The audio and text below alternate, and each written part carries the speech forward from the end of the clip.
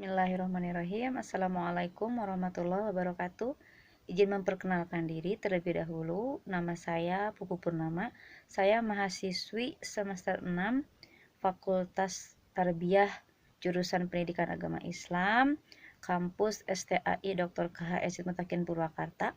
Tujuan saya membuat video ini yaitu untuk memenuhi tugas ujian akhir semester untuk mata kuliah Sejarah Kebudayaan Islam.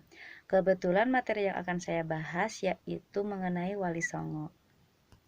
Baik teman-teman, untuk mengawali pembelajaran hari ini kita ucapkan basmalah bersama-sama. Bismillahirrahmanirrahim. Mudah-mudahan pembelajaran hari ini berjalan lancar dan mudah dipahami serta bisa difahami.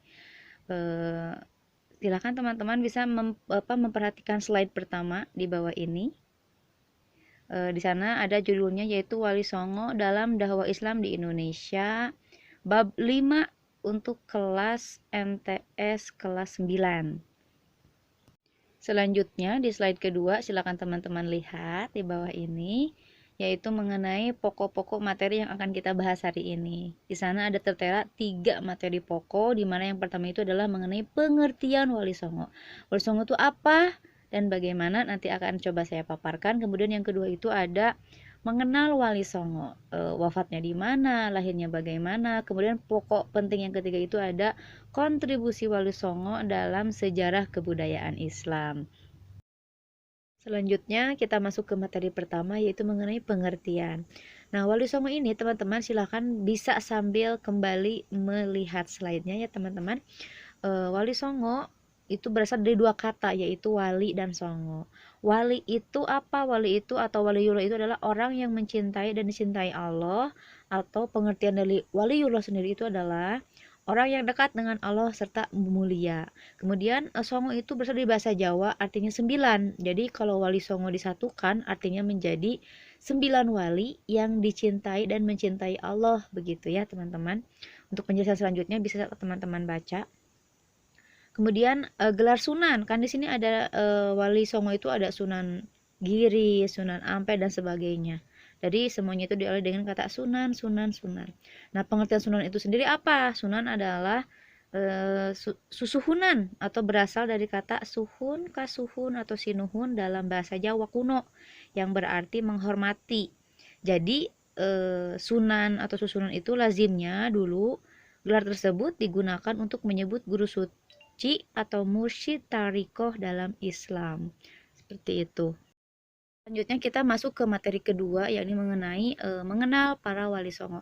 Di sini Wali Songo itu ada 9 ya. Yang pertama itu adalah Sunan Gresik, atau nama lahirnya atau nama aslinya yaitu Sunan Maulana Malik Ibrahim.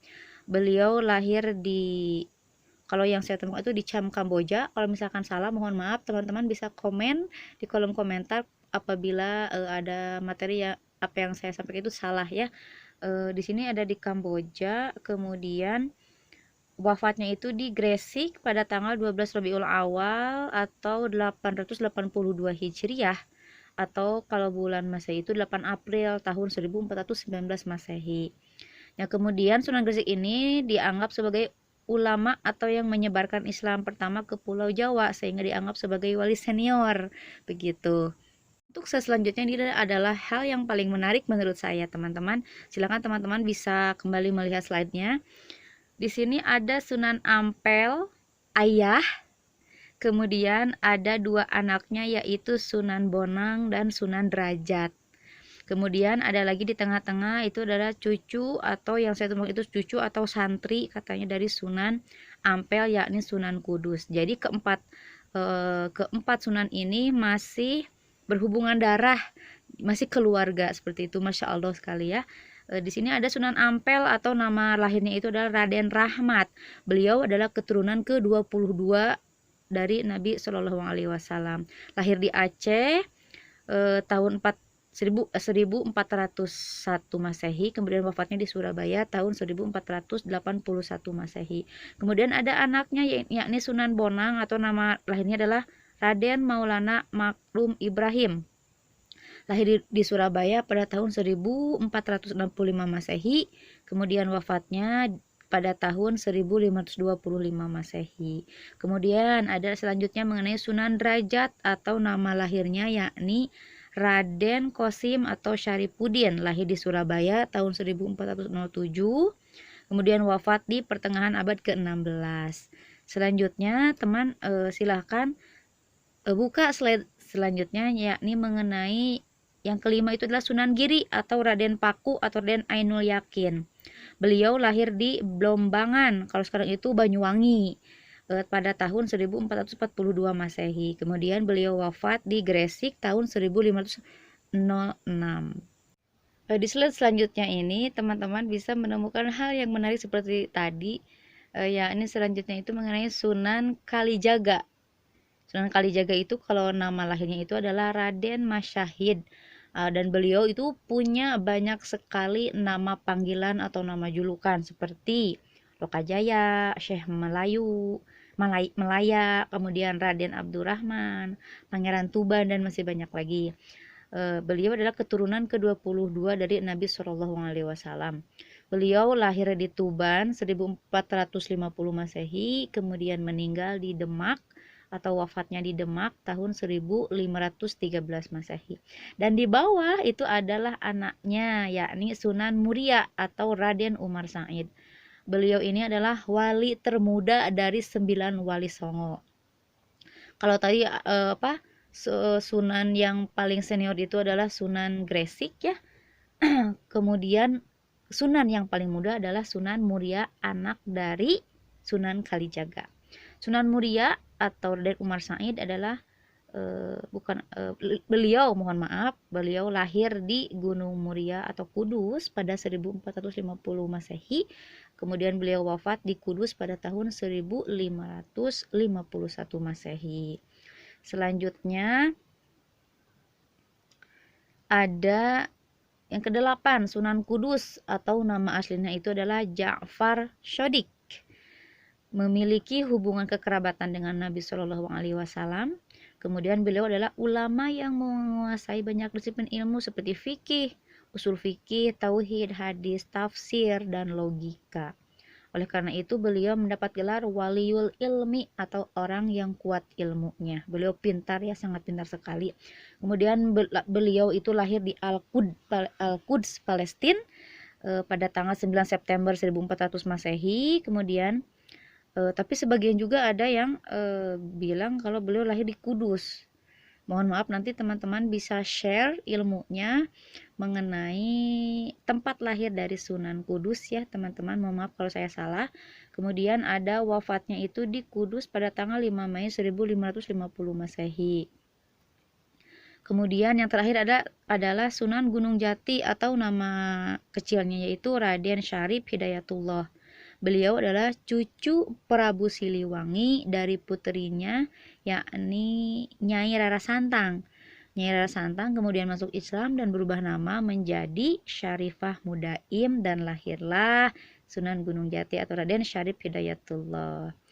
Beliau lahir di Mekah tahun 1448 Masehi, kemudian wafatnya di Cirebon tanggal 19 September tahun 1569 Masehi.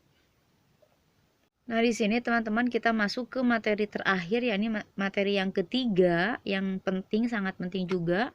Kita masuk ke materi mengenai kontribusi Wali Songo dalam sejarah kebudayaan Islam. Di sini kita dibagi dalam 4 poin. Yang pertama itu yaitu mengenai kontribusi dalam pendidikan dan pengembangan keilmuan. Nah, di sini ada Sunan Gresik dan Sunan Ampel yang membangun dan mendirikan pondok pesantren. Beliau mendirikan pondok pesantren itu bertujuan yang pertamanya tentu saja yang utamanya itu untuk menyebarkan agama Islam. Kemudian ada Sunan Bonang, beliau yang mendirikan masjid.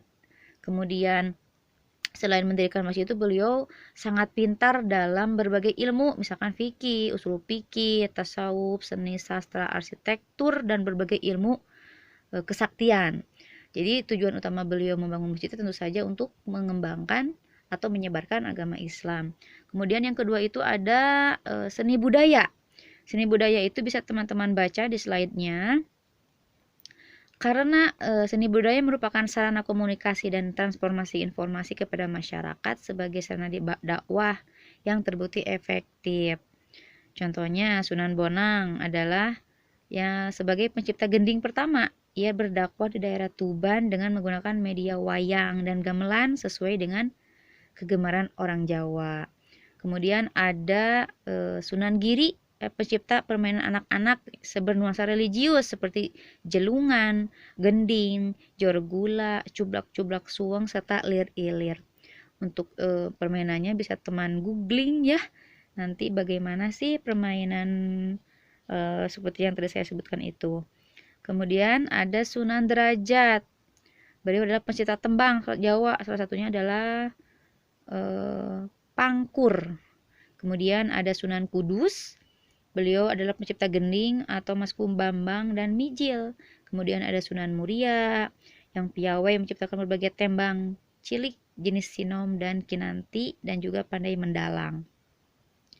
Ada juga Sunan Kalijaga, yakni ahli dalam seni wayang, gamelan, seni suara, ukir, busana, pahat, dan kesusastraan. Beliau dengan talentanya masing-masing, tentu saja beliau kerahkan untuk satu, yakni untuk menyebarkan agama Islam di tanah Jawa. Selanjutnya yang ketiga itu mengenai sosial kemasyarakatan ya teman-teman. Di sini Sunan Ampel itu untuk demi menyebarkan agama Islam di tanah Jawa, beliau membuat jaringan kekerabatan melalui perkawinan. Seperti yang Sunan Ampel lakukan sendiri, beliau menikahi putri Bupati Tuban ya, demi untuk menyebarkan agama Islam. Kemudian beliau itu menciptakan peraturan, kalau tidak salah itu peraturan di sini ada bahasa Jawanya moh madon, moh ngombe, moh madat, moh main, moh maling, yang artinya kelima larangan itu yaitu larangan berzina, larangan meminum minuman keras, larangan mengisap candu, larangan berjudi, dan serta tidak boleh mencuri. Kemudian ada Sunan Derajat yang gigih untuk menciptakan kemakmuran dengan cara menjalin solidaritas sosial dan kerja bakti. Nah, Sunan Derajat ini beliau sangat memperhatikan fakir miskin begitu ya. Kemudian ada juga Sunan Kudus, dalam dakwahnya mengajarkan mengenai alat-alat kebutuhan rumah tangga, pertukangan, kerajinan emas, pandai besi, pembuatan pusaka. Beliau terkenal tegas dalam ilmu agama, tetapi tetap ramah dan toleran. Kemudian yang keempat, yang terakhir adalah kontribusi dalam berbangsa dan bernegara. Teman-teman bisa sambil dibaca juga slide-nya. Di sana ada Sunan Ampel yang termasuk perancang kerajaan Islam Demak, Bintoro, yang beribu kota di Demak. Kemudian beliau sendiri berkedudukan sebagai bupati penguasa Surabaya, menggantikan Arya Lembu. Kemudian ada Sunan Kalijaga yang sama mempunyai kedudukan tinggi, yakni sebagai penasihat utama dan guru sultan ya. Jadi beliau itu ahli dalam administrasi negara dan piawai dalam berstrategi. Kemudian Sunan Kalijaga itu menciptakan lagu Gundul-Gundul Pacul yang merupakan wujud kritiknya terhadap kebijakan raja. Liriknya sederhana tetapi syarat makna, yang gundul-gundul pacul, yang itu mungkin ya. Kemudian selanjutnya itu adalah Sunan Gunung Jati, dalam memperkuat kedaulatan politik beliau juga berusaha mempererat hubungan dengan tokoh-tokoh yang berpengaruh. Nah teman-teman, ada satu cerita dulu ketika saya masih ngaji gitu ya. Guru ngaji saya itu pernah menceritakan mengenai Sunan Bonang kalau tidak salah. Jadi demi menyebarkan agama Islam di tanah Jawa, beliau itu di depan atau di teras masjid itu memainkan alat musik gending atau bonang atau karawitan seperti itu ya. Kan masyarakat sangat suka sekali dengan kesenian waktu itu. Kemudian masyarakat berbondong-bondong untuk menonton Sunan Bonang dengan siasatnya. Kemudian beliau berbicara kepada masyarakat yang ingin menonton bahwa kalau ingin menonton maka silahkan ambil, cuci tanganmu, cuci wajahmu, cuci kakimu. Artinya masyarakat itu disuruh berwudu, kemudian suruh duduk rapih di masjid. Nah itulah salah satu cara awal membujuk masyarakat untuk memeluk Islam, itu seperti itu kalau menurut apa yang diceritakan guru saya dulu. Mungkin mohon maaf teman-teman apabila banyak kesalahan baik dari materinya, kemudian dari bahasa saya yang belepotan ke sana kemari. Mohon maaf sekali lagi. Apabila teman-teman mau berbagi ilmunya, silakan bisa tulis di kolom komentar. Mohon maaf sekali lagi. Terima kasih. Wassalamualaikum warahmatullahi wabarakatuh.